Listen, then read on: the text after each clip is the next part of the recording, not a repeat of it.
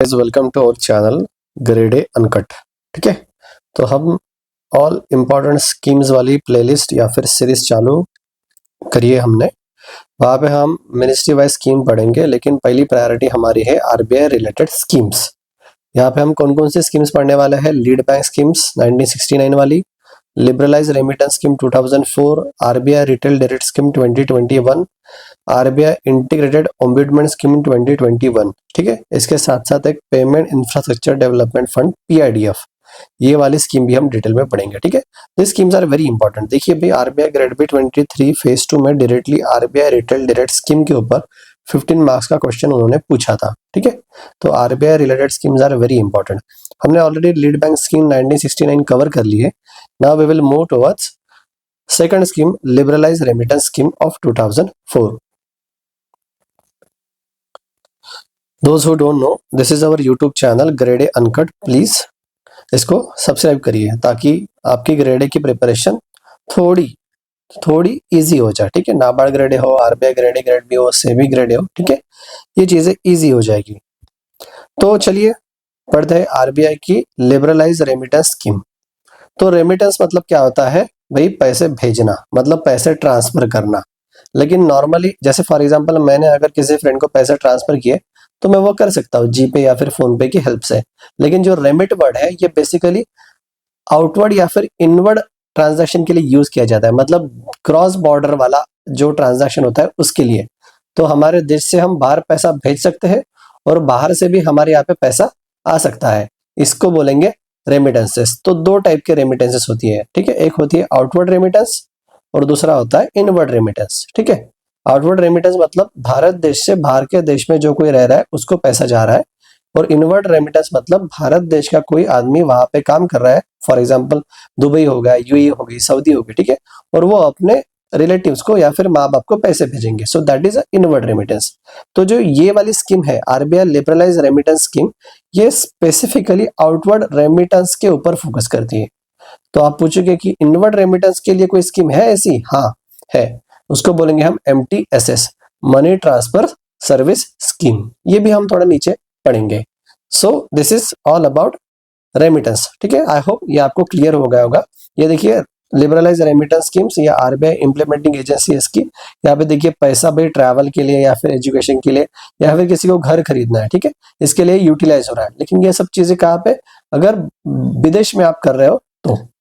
So liberalized remittance scheme, it allow resident individuals in India to remit fund abroad for permissible current account transactions and capital account transactions up to specified annual limit। तो थोड़ा देख लेते हैं ये पैसा कौन use कर सकता है। तो रेसिडेंट इंडिविजुअल किसको? फॉर एग्जांपल किसके लिए? टू रेमिट फंड्स अब्रॉड, किस ट्रांजैक्शन के लिए? कर तो करंट अकाउंट ट्रांजैक्शन और capital account transaction. Current account transaction मतलब क्या होती है? जैसे कि goods and service sale purchase वाली चीज है। फॉर एग्जांपल अगर किसी को फॉर एग्जांपल वहां पे बाहर देश में एजुकेशन वाली सर्विस खरीदनी है, ठीक है, क्योंकि बाहर पढ़ रहा है, तो ये करंट अकाउंट ट्रांजैक्शन का पार्ट रहेगा। कैपिटल अकाउंट ट्रांजैक्शन मतलब लोन या फिर इन्वेस्टमेंट वाला, मतलब फॉर एग्जांपल कोई बंदा हमारे देश का यूएसए में रह रहा है, वो वहां के शेयर मार्केट में इन्वेस्ट करना चाहता है, शेयर्स या फिर बॉन्ड्स में, ठीक है, या फिर लोन वाली चीज है, ये कहाँ पे आएगी? कैपिटल अकाउंट ट्रांजैक्शन में आएगी। सो जो कोई परमिटेड या फिर परमिसेबल करंट अकाउंट ट्रांजैक्शंस और कैपिटल अकाउंट ट्रांजैक्शंस है, इसके लिए ये पैसा यूज किया जाता है। और यहाँ पे लिखा है up to specified annual limit. ये एनुअल लिमिट फ्रीक्वेंटली चेंज होती रहती है। एज ऑन डेट हमारी एनुअल लिमिट है 250 के यूएस डॉलर। इतना पैसा बाहर देश में लेके जा सकते हैं कौन? Resident individual. इस स्कीम को इंप्लीमेंट कौन करता है? तो reserve bank of India implement करती है। इंप्लीमेंट किसके थ्रू करती है? तो वहां पे है ऑपरेशनल चैनल्स। बेसिकली कौन है? AD category 1 banks, authorised dealer category 1 banks. Authorised dealers मतलब क्या होते हैं कि फॉरेन एक्सचेंज मैनेजमेंट के अंतर्गत जो फॉरेक्स में डील करता है, फॉरेन एक्सचेंज में डील करते हैं, उन बैंक्स को ऑथराइज्ड डीलर कैटेगरी 1 बैंक्स बोला जाता है। इसका मॉनिटरिंग कहाँ से होगा? तो हमारे यहाँ पे ऑनलाइन एलआरएस रिपोर्टिंग पोर्टल है, वहां पे इंटर मॉनिटरिंग होता है। भाई ये मॉनिटरिंग इज वेरी इंपॉर्टेंट, क्योंकि बैलेंस ऑफ पेमेंट वाली चीजें होती है या फिर करंट अकाउंट डेफिसिट वाली कोई टर्म्स होती है, ठीक है, इनको मॉनिटर करना इज वेरी इंपॉर्टेंट, क्योंकि हमें डॉलर चाहिए होता है। अगर हम क्रूड ऑयल नहीं खरीदेंगे तो हमारी entire economy will become a stand still. तो ये स्कीम कब लॉन्च की थी?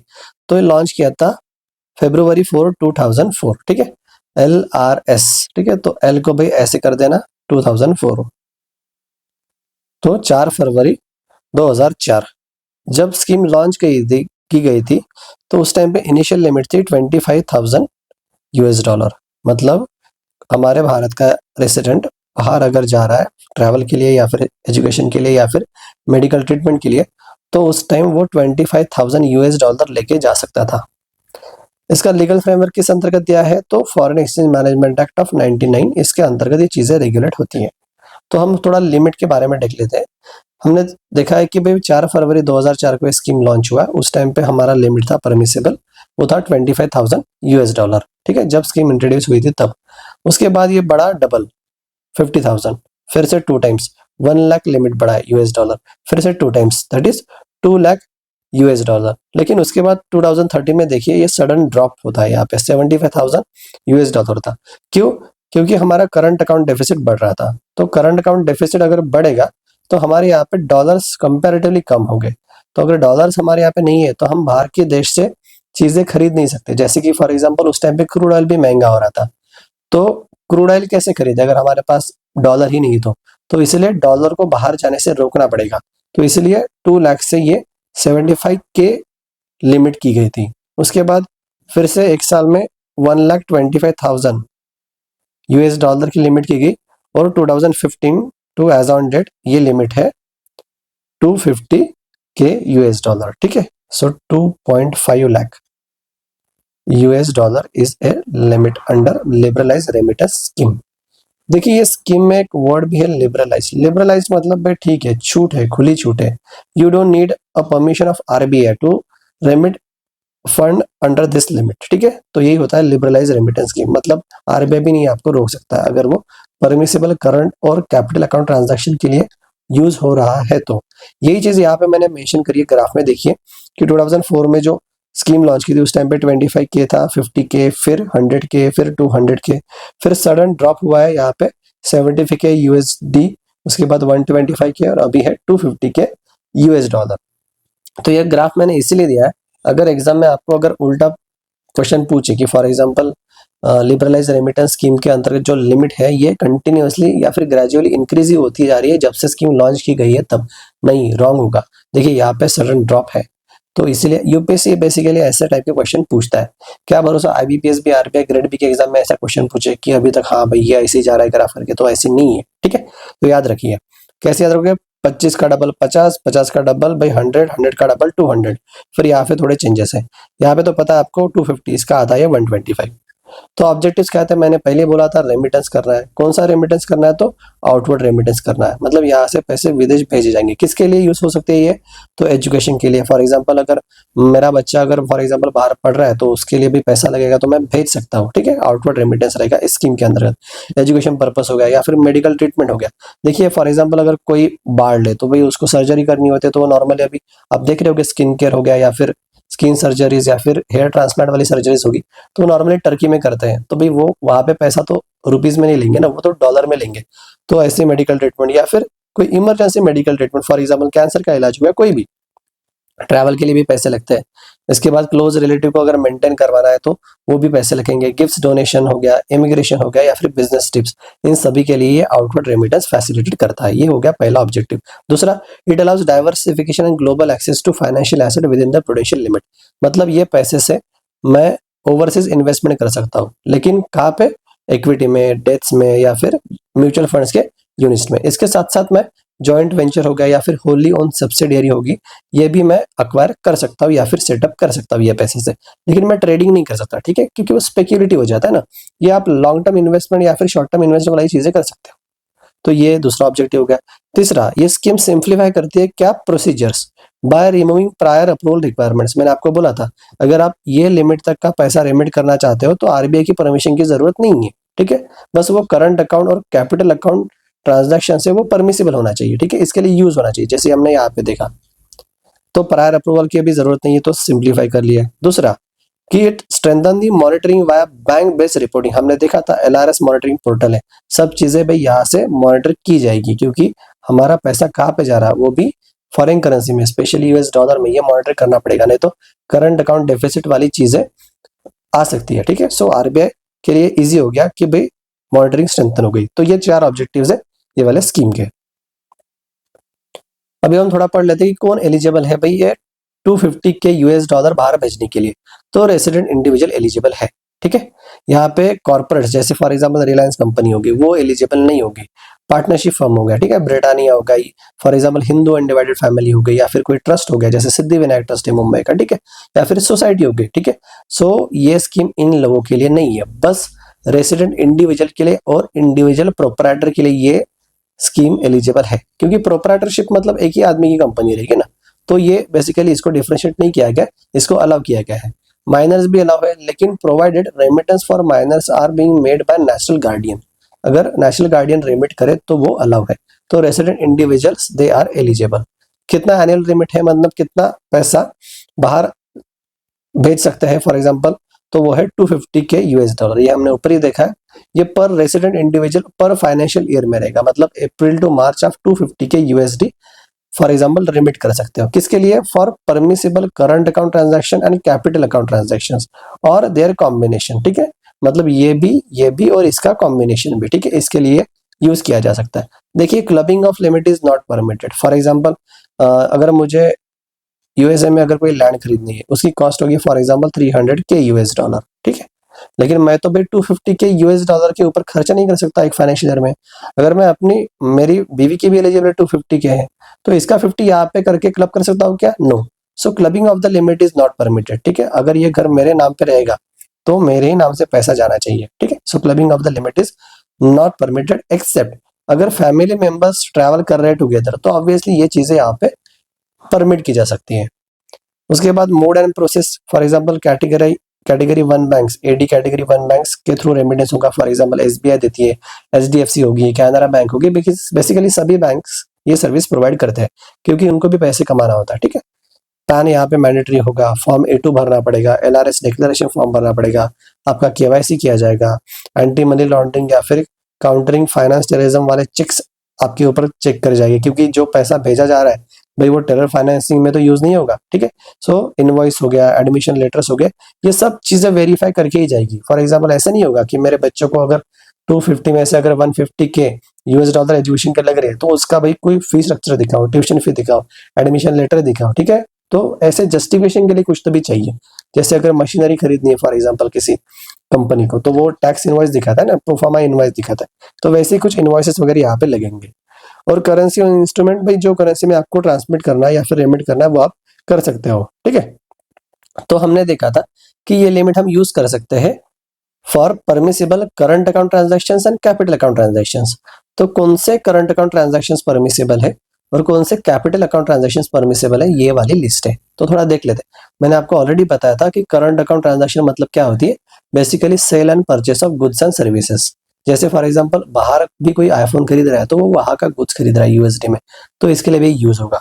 ठीक है, और कैपिटल अकाउंट ट्रांजैक्शन मतलब क्या होते हैं, इन्वेस्टमेंट और लोन वाली चीज है, कैपिटल अकाउंट ट्रांजैक्शन में आएंगे। ठीक है, अगर शेयर मार्केट में कोई इन्वेस्ट कर रहा है तो वो कैपिटल अकाउंट ट्रांजैक्शन का पार्ट रहेगा।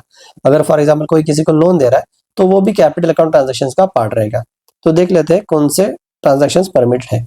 तो करंट अकाउंट में प्राइवेट विजिट बराबर है भाई, but it excludes travel to country jurisdiction prohibited by government and RBI। For example Pakistan में अगर ये प्रोहिबिट किया गया तो भाई पैसा वहां यूज नहीं किया जाएगा, LRS वाला। उसके साथ गिफ्ट देना हो या फिर डोनेशन देना हो टू नॉन रेसिडेंट, यहाँ पे भी यूज कर सकते हैं। इमिग्रेशन रिलेटेड एक्सपेंस में यूज आएगा। क्लोज रिलेटिव को मेंटेन करने के लिए पैसा भेज सकते हैं। बिजनेस ट्रैवल हो गया या फिर कॉन्फ्रेंस अटेंड करनी हो गई, बराबर, जैसे COP21 वाली कॉन्फ्रेंस रहती है क्लाइमेट चेंज की, तो भाई कोई लोग जा सकते हैं वहां पे अटेंड करने के लिए। मेडिकल ट्रीटमेंट करवाना हो गया, जैसे मैंने आपको एग्जांपल दिया टर्की का, बराबर, अटेंड एक्सपेंस हो गया। या फिर स्टडी अब्रोड, जैसे यहाँ पे ट्यूशन फी आ जाएगी, आपकी लिविंग आएगी, बराबर, कॉस्ट ऑफ लिविंग भी आएगी ना। तो ये चीजें करंट अकाउंट ट्रांजैक्शन में आती है जो कि परमिटेड है। उसके साथ साथ कोई ऑब्जेक्ट्स ऑफ आर्ट, ठीक है, उसको परचेस करना है, या फिर किसी सब्सक्रिप्शन या फिर किसी मेंबरशिप को परचेस करना है, जैसे कि कोई फॉर एग्जांपल क्लब रहा जहाँ पे जिम मेंबरशिप रही, ठीक है, तो वहां पे भी ये हो सकता है। अभी हम देख लेते हैं कैपिटल अकाउंट ट्रांजैक्शन। तो कैपिटल अकाउंट ट्रांजैक्शन में कौन सी चीजें आएगी, मैंने आपको बताया था इन्वेस्टमेंट वाली चीजें। तो ये पैसे से आप बाहर शेयर्स खरीद सकते हो, डेट इंस्ट्रूमेंट में इन्वेस्ट कर सकते हो, या फिर म्यूचुअल फंड के यूनिट्स में इन्वेस्ट कर सकते हो, या फिर यूसिट्स में इन्वेस्ट कर सकते हो। ठीक है, कमेंट्स में यार इसका मुझे लॉन्ग फॉर्म बता दीजिएगा। ठीक है, यूसिट्स क्या होता है। उसके साथ साथ अगर आप गूगल के एम्प्लॉय हो या फिर माइक्रोसॉफ्ट के एम्प्लॉय हो, लेकिन आप कैलिफोर्निया में काम कर रहे हो फॉर एग्जाम्पल, कि वहाँ के सिलिकॉन वैली में काम कर रहे हो एग्जाम्पल, तो उसके स्टॉक आप परचेस कर सकते हो। एम्प्लॉय स्टॉक ओनरशिप प्लान या फिर एम्प्लॉय स्टॉक परचेस प्लान वगैरह जो कुछ चीजें रहती है, इसके एक्विजिशन के लिए भी ये पैसा यूज किया जा सकता है, ये परमिटेड है। इमूवेबल प्रॉपर्टी आउटसाइड इंडिया भी अक्वायर कर सकते हैं, जैसे कि घर खरीदना है किसी को, या फिर किसी को लैंड खरीदना है, या फिर किसी को शॉप खरीदना है, लेकिन वो विद इन द लिमिट रहेगा 250 के यूएस डॉलर के। ठीक है, और सब्जेक्ट टू कंट्री स्पेसिफिक या फिर सैंक्शन रिस्ट्रिक्शंस। अगर फॉर एग्जांपल आरबीआई गवर्नमेंट ने बोला कि भाई पाकिस्तान में तुम ये चीजें नहीं खरीद सकते हो, तो भाई नहीं खरीद सकोगे। उसके साथ साथ कोई जॉइंट वेंचर सेटअप करना हो गया, या फिर होली ओन सब्सिडरी सेटअप करना हो गया, या फिर एक्वायर करना हो गया, बराबर, जो कि परमिटेड है, उसके लिए भी ये पैसा यूज किया जा सकता है। As well as extending loans in INR या फिर फॉरेन करेंसी टू एनआरआई या फिर person of Indian origin relatives as permitted. तो ये भी है लोन वाली फैसिलिटी और ये है इन्वेस्टमेंट वाली फैसिलिटी। तो these are permitted current account and capital account transaction, जहां पे एलआरएस का पैसा यूज किया जा सकता है। अभी कहाँ यूज नहीं कर सकते, मतलब प्रोहिबिटेड यूजेस अंडर एलआरएस, तो ये देख लेते हैं। तो जनरल प्रोहिबिशंस मतलब cannot be remitted under LRS. For example margin या फिर मार्जिन कॉल में आप रेमिटेंस यूज नहीं कर सकते हो। मार्जिन और मार्जिन कॉल क्या रहता है, फॉर एग्जांपल मार्जिन मनी मतलब तुम्हारा प्रमोटर कंट्रीब्यूशन हो गया। जैसे कि मैं अगर हाउसिंग लोन ले रहा हूँ तो बैंक क्या बोलती है कि मैं 90% दूंगा लोन, लेकिन 10% आपको लाना पड़ेगा, तो ये होगी मार्जिन। तो यहाँ पे ये चीजें नहीं यूज हो पाएगी भी। ठीक है, स्पेक्युलेटिव चीजें होती है। इसके साथ साथ जो रेमिटेंस वाला पैसा है वो ट्रेडिंग में, फॉरेन एक्सचेंज की ट्रेडिंग में आप यूज नहीं कर सकते। इसके साथ साथ स्पेक्युलेटिव या फिर डेरिवेटिव प्रोडक्ट्स में भी वो परमिटेड नहीं है, तो देज आर प्रोहिबिटेड। पैसा लॉटरी टिकट्स हो गया या फिर कोई बैन चीजें हो गई, ठीक है, बैन या फिर इलीगल एक्टिविटीज हो गई, स्वीपस्टेक्स हो गए, जैसे कि मनी लॉन्ड्रिंग हो गया, टेरर फाइनेंसिंग हो गया, ड्रग ट्रैफिकिंग हो गई, आर्म्स डीलिंग हो गई, यहाँ पे पैसा वो नहीं भेजा जाएगा, क्योंकि मैंने बोला कि आपको एक पर्पस कोड देना पड़ेगा, किस पर्पस के लिए पैसा भेजा जा रहा है। ठीक है, उसके साथ remittance for proscribe items, proscribe मतलब बैंड आइटम्स, और to the individual entity on a sanction list. ठीक है, अगर फॉर एग्जांपल कोई किसी को टेररिस्ट घोषित कर दिया गया है तो उसको आप रेमिट नहीं कर सकते हो। Remittance for capital account transaction expressly prohibited for individual under FEMA. ठीक है, ऐसे ट्रांजैक्शन जो फेमा के अंतर्गत प्रोहिबिटेड है, for example foreign currency convertible bonds में इन्वेस्टमेंट करना। ठीक है, ये प्रोहिबिटेड है, तो यहाँ पे रेमिटेंस का यूज नहीं किया जाएगा। इसके साथ साथ remittance to countries identified by FATF. FATF क्या होता है, फाइनेंशियल एक्शन टास्क फोर्स। तो फाइनेंशियल एक्शन टास्क फोर्स का काम ही होता है कि टेरर फाइनेंसिंग और मनी लॉन्ड्रिंग को रोकना। तो एफएटीएफ में अगर फॉर एग्जांपल कोई कंट्री है, जैसे ग्रे लिस्ट हो गई, होती है ना भाई, पाकिस्तान वगैरह रहता है नॉर्मली, ठीक है, तो उसमें रेमिटेंस यूज नहीं किया जाएगा। Remittance for the purchase of foreign currency convertible bond, ये ऑलरेडी हमने यहाँ पे पढ़ लिया है, वही सेम है, यहाँ पे भी prohibited. Remittances towards participation in a scheme with a returns link to forex movement. ठीक है, ऐसी कोई भी स्कीम में आप इन्वेस्ट नहीं कर सकते जो फॉरेक्स मूवमेंट के ऊपर लिंक है या फिर मार्जिन ट्रेडिंग से लिंक है। ठीक है, it is not permitted under FEMA. इसके साथ साथ gift to resident outside India of Indian currency, मतलब foreign inward outward remittance are in foreign currency, INR gifting abroad is not applicable. ठीक है, सो आईएनआर में गिफ्ट नहीं कर सकते। हाँ, यूएसडी में गिफ्टिंग शायद पॉसिबल है, ठीक है, लेकिन आईएनआर में गिफ्टिंग नहीं होगा। तो ये हो गए जनरल प्रोहिबिशंस। अभी हम थोड़ा देख लेते हैं स्पेसिफिक प्रोहिबिशंस या फिर प्रॉपर्टी या फिर investment related restrictions. Acquisition of immovable property outside India in a country or a jurisdiction where such acquisition is specifically prohibited or requires government approval. ठीक है, जैसे मैं ऑलरेडी बोलता हूँ कि पाकिस्तान में अगर मुझे घर खरीदना है तो भाई आरबीआई अगर गवर्नमेंट नहीं बोलती है तो फिर नहीं खरीद सकते। ठीक है, तो ये रहेगा एक पहला प्रोहिबिशन। दूसरा, investment in foreign entity engage in financial services, real estate trading या फिर गैम्बलिंग या फिर dealing in transferable development rights, it is also not permitted. ठीक है, तो आप ये फॉरेन एंटिटी में इन्वेस्ट नहीं कर सकते जो ये चीजों में इन्वॉल्व है, जैसे रियल एस्टेट ट्रेडिंग हो गया, गैम्बलिंग हो गया, लॉटरी हो गया, फॉर एग्जाम्पल ये वाली चीजें। इसके साथ साथ हमने ऊपर देखा था कि जॉइंट वेंचर तो सेटअप कर सकते हो, होली ओन सब्सिडियरी को सेटअप या फिर एक्वायर भी किया जा सकता है, लेकिन किसी ट्रस्ट को या फिर किसी निधि फंड को या फिर किसी चिट फंड को सेटअप करने के लिए यह पैसा हरगिज नहीं दिया जाएगा, ठीक है। So this is specific restrictions. यहाँ पे नोट भी है, देखिए कि bank will screen for the purpose code compliance, ठीक है। यहाँ पे पर्पस कोड डालना होता है कि किस चीज के लिए पैसा भेजा रहा है। अगर डाउट हो रहा है तो दे में रिफ्यूज और सीक आरबीआई क्लैरिफिकेशन, मतलब वो रेमिट करने से ही रिफ्यूज कर दे या फिर आरबीआई का क्लैरिफिकेशन ले ले कि भाई पैसा भेजा जा सकता है या फिर नहीं भेजा सकता है। अभी ये जो पैसा भेजा जा रहा है इसके ऊपर टैक्स भी लगता है, ठीक है, और वो टैक्स कलेक्टेड एट सोर्स होता है, टीसीएस। तो स्टैंडर्ड रेट थोड़ा देख लेते हैं भाई, ये लगता है 5%, लेकिन कब लगेगा? अगर रेमिटेंस आपका 10 लाख के ऊपर रहेगा तो ही आपके ऊपर टैक्स लगेगा 5% TCS. So 5% on remittance above 10 lakh rupees, ये वाली जो लिमिट है अबाउट 10 लाख, पहले अबाउ 7 लाख था, लेकिन बजट 25 में इसको बढ़ा के 7 लाख से 10 लाख किया गया था, ठीक है। ये नंबर थोड़ा देख लीजिएगा क्योंकि ये नंबर चेंज होते रहते हैं, ये वाला भी नंबर चेंज होते रहता है, ठीक है। एजुकेशन के लिए अगर पैसा जा रहा है तो उसके ऊपर टीसीएस लगेगा क्या? नहीं यार, ये तो सेंसलेस चीज हो गई, बराबर। सो 0% लगेगा, लेकिन कब 0% लगेगा? कि funds are sourced via loan from recognised financial institution, ठीक है। जैसे एसबीआई से अगर फॉर एग्जांपल अगर मेरा बेटा है वो फॉरेन में पढ़ रहा है, उसके लिए पैसा चाहिए, तो मैं क्या करूंगा, यहाँ की एक बैंक में जैसे एसबीआई में लोन ले लूंगा, ठीक है। अगर मैं लोन ले रहा हूँ तो उसके ऊपर कोई भी टीसीएस नहीं है, ठीक है। लोन लेने के बाद वो एसबीआई अपना पैसा बराबर भेजेगी उसको। उसके 5% टीसीएस लगेगा फॉर मेडिकल पर्पस, 20% टीसीएस लगेगा फॉर फॉरेन इन्वेस्टमेंट्स, ठीक है। ये देखिए भाई, फॉरेन इन्वेस्टमेंट के लिए ज्यादा टीसीएस है। ओवरसीज ट्रैवल के लिए भी टैक्स कलेक्शन एट सोर्स लगता है सब, ठीक है। So this will continue to apply. ये देखिएगा 5%, 20% या फिर ये चीजें चेंज होती रहती है। टीसीएस एग्जाम्पशंस, जैसे हमने ऊपर भी देखा कि remittance for education with education loan exempt रहेगा TCS. Medical treatment with loan from specified institution, अगर मेडिकल ट्रीटमेंट करवाना है लेकिन वो भी लोन के थ्रू करवाना है, भाई वो तो इंटरेस्ट ऑलरेडी भर ही रहा है ना, तो क्यू टैक्स, तो ये भी एग्जाम रहेगा। और रेमिटेंस अप टू 7 लाख पर फाइनेंशियल ईयर्स, भाई ये अभी चेंज होके शायद 10 लाख हो गया है, ठीक है, जो हमने ऊपर पढ़ा है। तो ये चीजें थी लिबरलाइज रेमिटेंस स्कीम के बारे में। अभी थोड़े चिटपुट वाली चीजें देख लेते हैं जो ऑलरेडी हमने देखी है कि भाई प्रैक्टिकल लिमिट क्या होती है। भाई 25 हमने देखा था भाई 250 के यूएस डॉलर, मतलब 2.5 lakh US dollar is gross annual ceiling, April to March चलेगा ये, ठीक है। पर रेसिडेंट इंडिविजुअल चलेगा across all permissible purpose under LRS. Limit reset होती रहती है एवरी फाइनेंशियल ईयर, मतलब 1 अप्रैल को वो रीसेट होगा। यहाँ पे ऑथराइज्ड रिजर्व बैंक से ये इंटरनल रिस्क बेस्ड सब लिमिट्स भी लगा सकते हैं, ठीक है भाई। ओवरऑल द लिमिट ये है, लेकिन एसबीआई उसका ट्रैक रिकॉर्ड देखेगी और वो सब लिमिट लगा सकती है, ठीक है। डॉक्यूमेंटेशन करवा सकती है या फिर कूलिंग पीरियड दे सकती है कि अभी आपने रेमिट किया था भाई, थोड़ा रुको, 15 दिन के बाद बाकी वाला फंड रेमिट करना। Fourth, remittance exceeding the limit require RBI approval outside LRS, ठीक है।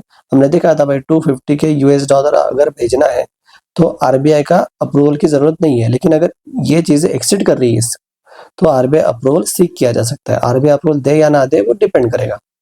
Cash remittance are not allowed, obviously यहाँ से कैश पैसा कौन भेजेगा? It shall only be done through banking channels. और छठवा है, use of international credit and debit card abroad for permissible expenses generally subsume under LRS for annual cap monitoring bank aggregate. Special notes भी जैसे हमने देखा था कि minor के लिए भी एलिजिबल है, लेकिन भाई जो डिक्लेरेशन है एलआरएस का वो नेशनल गार्डियन फिल करेगा, ठीक है। गिफ्ट्स भी दिया जा सकता है बिटवीन रेसिडेंट नॉन रेसिडेंट, ये भी हमने देखा है।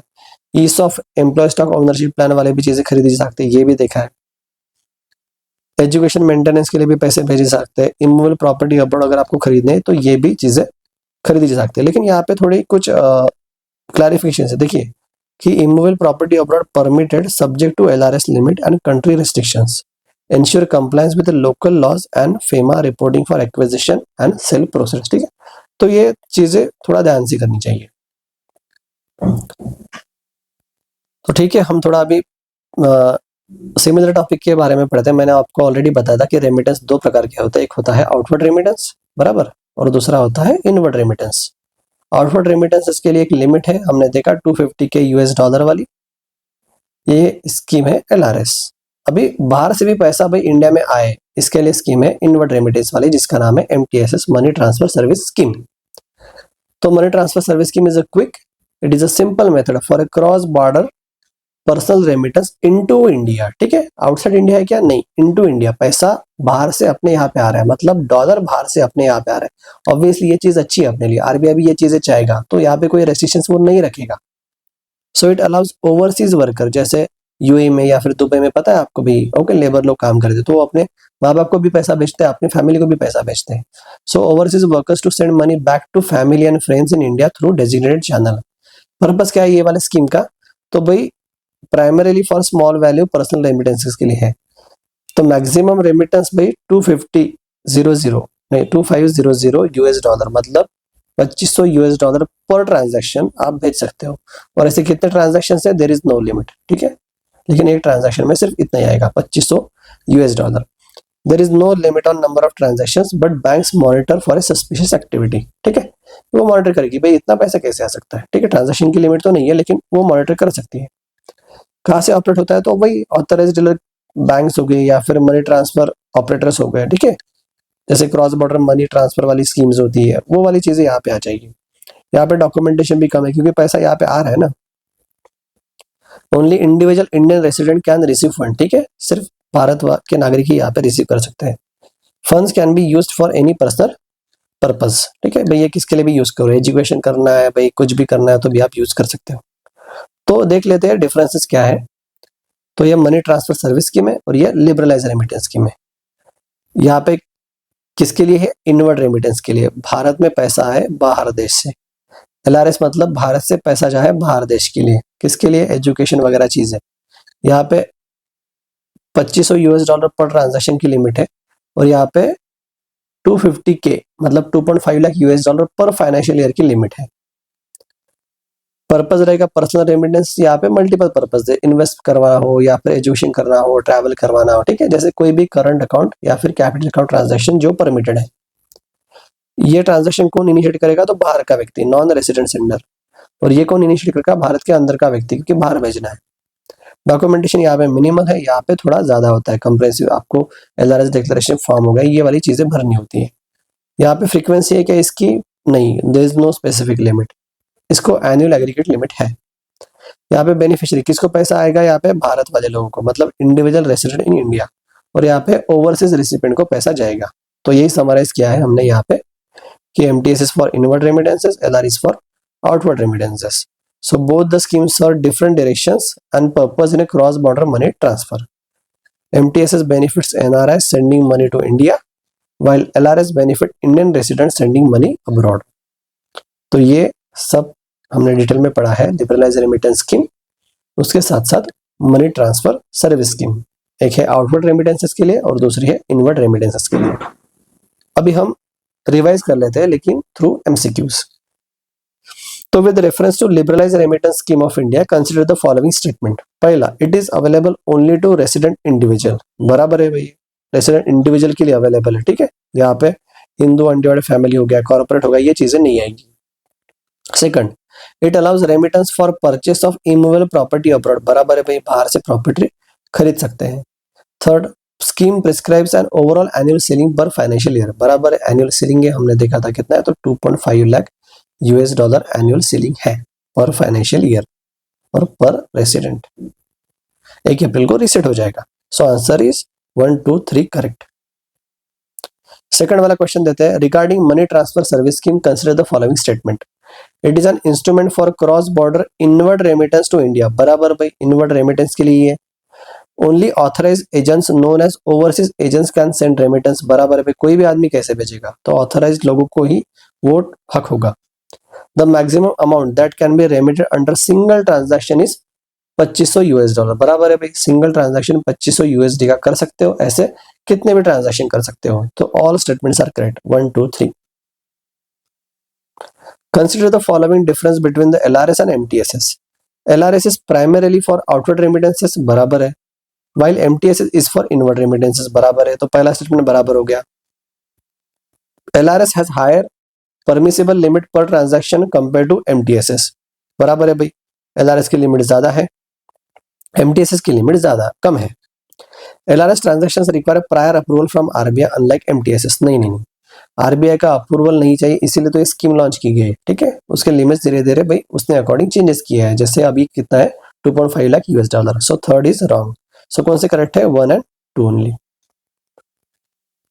चौथा, which of the following purposes are permitted under LRS? पहला, setting up joint venture outside India, बराबर है भाई, ये तुम कर सकते हो. Making investment in overseas mutual fund, ये भी तुम कर सकते हो. Gifting to non resident Indian relative, बराबर तुम ये भी कर सकते हो. ठीक है, गिफ्ट डोनेशन के लिए भी यूज होती है. तो all are correct.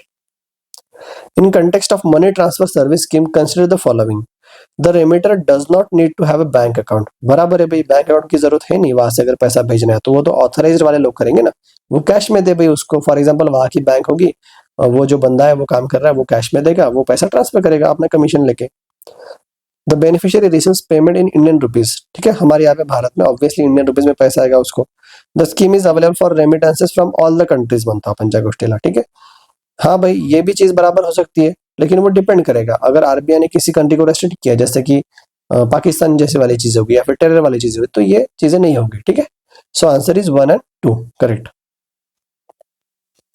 The scheme is only available from the countries where overseas principal agent has been set up and is authorized by RBI. It is not universally available from every country. अगर जो country RBI ने approve की है उसी से. 6. Which of the following transactions are explicitly prohibited under LRS scheme? तो remittance for trading in foreign exchange abroad, बराबर है भाई, तुम ट्रेडिंग नहीं कर सकते हो, तो ये प्रोहिबिट तो है. Remittance for margin trading in stock markets, ये भी है भाई, मार्जिन में हम रेमिटेंस नहीं कर सकते. Remittance for donation to charitable organization, भाई ये प्रोहिबिट थोड़ी है, ये तो अलाउ है, तो ये आंसर नहीं होगा. So answer is 1 and 2 only. Donation to charitable organizations are permitted current account transactions. 7th, consider the following statement about regulatory framework of LRS and MTSS. पहला, both the schemes are governed by FEMA 99, बराबर है भाई, जो भी cross border remittances होंगे वो foreign exchange management के अंतर्गत होंगे, तो ये बराबर है. Second, the operational guidelines are both issue by RBI. ठीक है, बराबर है, आरबीआई भी एमटीएसएस को इश्यू करती है और एलआरएस को गाइडलाइंस इश्यू करती है. Third, ultimate responsibility for compliance under LRS lies with authorised dealer bank. नहीं भाई, अल्टीमेट रिस्पॉन्सिबिलिटी उनकी नहीं है कंप्लायंस की. ठीक है, so they are responsible for ensuring that remittances are in compliance with the rules, but the ultimate responsibility for authenticity and bona fide of the transaction lies with the individual remitter under LRS. ठीक है भाई, यात्री अपने सामान का ध्यान रखे वाली चीज है वो. With reference to the tax implication of LRS, consider the following. All the remittances under LRS are subject to TCS. ठीक है भाई, ये स्टेटमेंट इनकरेक्ट रहेगा, क्योंकि हमने देखा था एजुकेशन लोन अगर लिया है तो उसके ऊपर टीसीएस 0 लगता है. मेडिकल पर्पस के लिए भी अगर लोन लिया तो उसके ऊपर भी 0 लगेगा. सो ये रॉन्ग है. TCS rate is uniform for all purpose remittance. नहीं भाई, यूनिफॉर्म नहीं है. ठीक है, जैसे इन्वेस्टमेंट के लिए 20% है, बराबर, किसी के लिए 5% है, तो purpose wise TCS rate different है, तो ये भी रॉन्ग है. TCS is not applicable if remittance is for medical treatment और education, बराबर है, ये स्टेटमेंट बराबर है. तो हमें क्या पूछ रहा है, which statements are not correct, तो कौन से करेक्ट नहीं है, ये और ये वाला, मतलब 1 and 2 आर नॉट करेक्ट. ये थोड़ा देखिएगा भाई यार कि किसको करेक्ट और किसको नॉट करेक्ट पूछा है. हम करेक्ट पकड़ के चलेंगे और आंसर बराबर नहीं आएगा. Regarding the operational aspects of money transfer service scheme, consider the following statement. पहला, a unique transaction number must be quoted by beneficiary to receive fund. ये कॉमन सेंस होना चाहिए, ये बराबर हो सकता है. Payment to beneficiary can be made in a cash or by credit to the bank account, बराबर है भाई. ठीक है, मतलब कैश में दो या फिर उसके बैंक अकाउंट में क्रेडिट करो. जैसे फॉर एग्जांपल समझ लीजिए कि अगर एक कोई यूपी के गांव का बंदा अगर दुबई में काम कर रहा है, वो अपने माँ बाप को पैसा भेजना चाहता है, तो जिस बैंक में भेजेगा वो बैंक उसको कैश में दे सकते हैं या फिर उसके बैंक अकाउंट में वो पैसा क्रेडिट करवा सकते हैं, तो ये बराबर है. Third, the scheme is primarily aimed at facilitating small value remittances, बराबर है, ये भी बराबर है, MTSS. So answer is D 1, 2 and 3. 10th, which of the following entity are eligible to use liberalized remittance scheme? Hindu undivided family नहीं भाई, partnership अब नहीं, रेसिडेंट इंडिविजुअल यस, सो 3 ओनली. ठीक है, ये इंडिविजुअल के लिए ही है, जहां पे प्रोप्राइटर इन्वॉल्व हो सकता है, लेकिन partnership firm, company, private limited, public limited, Hindu undivided family, ये चीजें यहाँ पे एलिजिबल नहीं है. Consider the following statement about LRS। The scheme was introduce in year 2004, बराबर है, मैंने बोला था L तो उसको 4 करना, ठीक है, और 2004। The annual limit under the scheme has remain unchanged since its inception. भाई ये तो गलत बात है, जब इंसेप्शन हुआ था तो भाई कितना था, तो 25,000 USD था, उसको बढ़ाते फिर 50,000 किया था, उसको बढ़ाते कितना किया था, फिर 1 लाख USD किया था, बराबर, उसको बढ़ाते फिर से 2 लाख US डॉलर किया गया था, फिर यहाँ पे शार्प डिक्लाइन हुआ था 75,000 USD का, उसके बाद फिर से बढ़ा के कितना गया था 125,000, और अभी जो करंट चल रहा है वो कितना है 250,000, 250K USD। Third, the limit is पर इंडिविजुअल पर financial year regardless of number of bank accounts, ठीक है, तो ये बराबर है। सो आंसर इज 1 and 3। ये वाला तो गलत हो गया। So limit is for individual. If a person has a multiple bank accounts, the total remittance across all account in a financial year cannot exceed the prescribed ceiling. मतलब 250K से वो exceed नहीं कर सकता है, उसके multiple bank account तो हो सकते हैं। In a context of money transfer service scheme, which of the following are valid rules? ठीक है, तो पहला है overseas principal, the entity that initiated the remittance from the abroad, बराबर है, जो remittance initiate करिए वहां से, फॉर एग्जाम्पल दुबई से, तो वो रहेगा ओवरसीज प्रिंसिपल।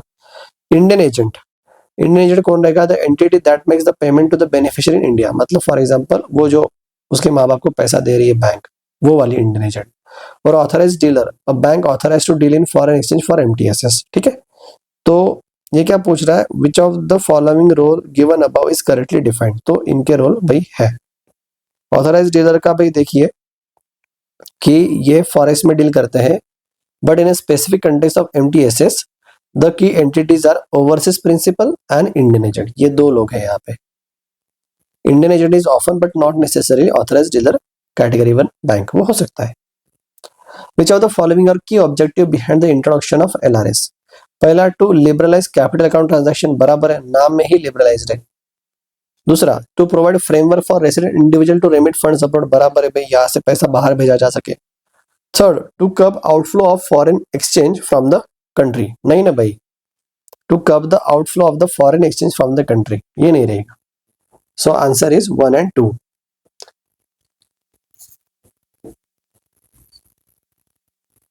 उसके बाद 14th है, ये देखो क्या बोल रहा है, ये introduction in LRS, to curb the outflow of the foreign exchange from the country. भाई ये तो पैसा हमारे देश से बाहर जाना चाहिए ना, तो ये कर्ब क्यों करेगा, ये कंप्लीटली अपोजिट है, ठीक है, सो इसलिए इनकरेक्ट, मैं थोड़ा कंफ्यूज हो गया था। 14, consider the following statement regarding liberalized remittance scheme. Remittances can be made in any freely convertible foreign currency, बराबर है भाई, convertible foreign currency में कर सकते हैं। It allows, the scheme allows for acquisition of foreign currency convertible bond, FCCB में भी नहीं अलाउ है भाई। The scheme's limit include remittance made for current account transaction, बराबर है भाई। ओनली करंट अकाउंट बोल रहा है क्या, नहीं, करंट अकाउंट ट्रांजैक्शंस भी है, कैपिटल भी है, और उसका कॉम्बिनेशन भी है। तो which of the following is correct, all are correct. Regarding the reporting requirement for LRS and MTSS, consider the following. All LRS transaction must be reported by authorized dealer bank to RBI, बराबर है भैया, report तो करना ही पड़ेगा, RBI को monitor तो करना है ना कि कितना पैसा आउटफ्लो और इनफ्लो हो रहा है करके। MTSS transaction are reported through LECMS portal platform of the RBI, ठीक है। ये भाई इसका लॉन्ग फॉर्म ना मुझे कमेंट्स में आप बताओ कि LECMS क्या होता है, कंप्लेंट मैनेजमेंट सिस्टम है या फिर कंज्यूमर मैनेजमेंट सिस्टम, ये आप मुझे मेंशन करो।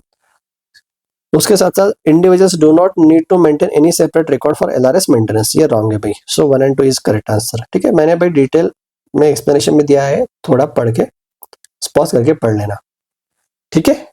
सो हमने लिबरलाइज रेमिटेंस स्कीम के बारे में डिस्कशन किया है। मिलते हैं नेक्स्ट लेक्चर नेक्स्ट स्कीम के साथ।